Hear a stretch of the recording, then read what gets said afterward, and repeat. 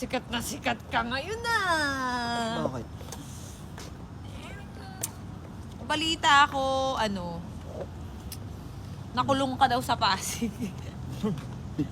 Nakakulong ka daw sa Pasig kaninang tanghali. Naaresto ka daw. Ano yun? Anong masasabi mo? Kasi ang dami nagtatag sa atin. Sabi nga nila, tulak daw ako. Teka lang. Paano mangyayari nasa Pasig si Pacboy? Nandito kami sa Hong Kong.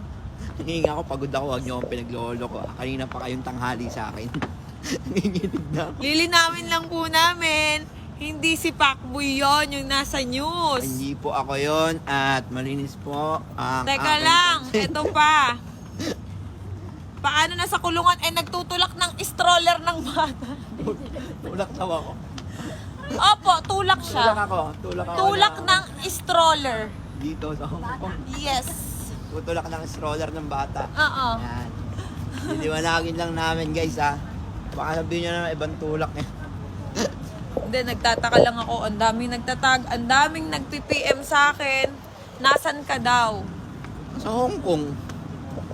Tapos, totoo daw bang tulak ka ng droga? Sabi ko, hindi siya tulak ng droga. Oo, tulak siya, oo. Nagtutulak ng stroller. Stroller. Tulog yung bata. Ayan, pakita mo baka hindi sila maniwala eh. Tulog yung bata. Ayan. Kita nyo. Galing kaming Disneyland. Saan baka hindi sila naniniwala nasa Hong Kong tayo? May mga Chinese. Tsaka hello, yung suot ko, ang lamig dito. Ewan ko ba't ka nakasando. Nandito kami sa Hong Kong. Yan. Makikita nyo.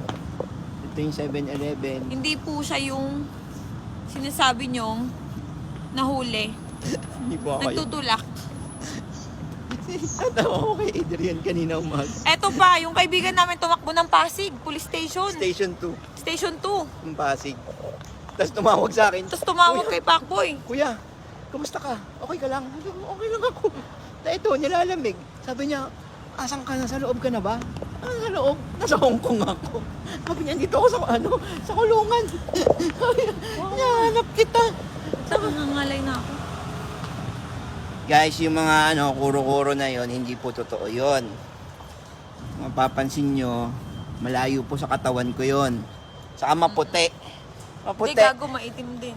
Itim din.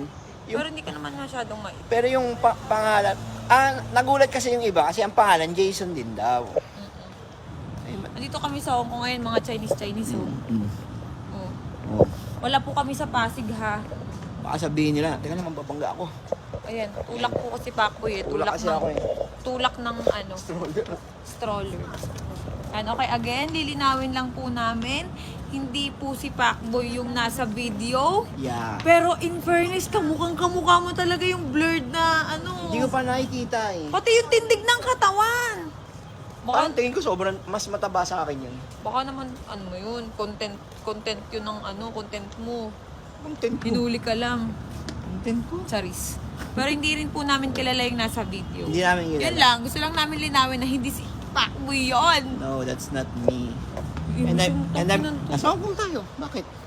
Oh, English. That's not me guys because, we're here at the Hong Kong staying for the past 6 days. We're going to a lot of work here. Iwi? Pag-open nandito. Sarado.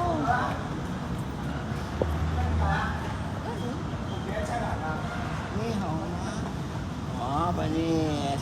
So guys, malinaw na ang usapan. Klaro na ang lahat. Let's go. Up.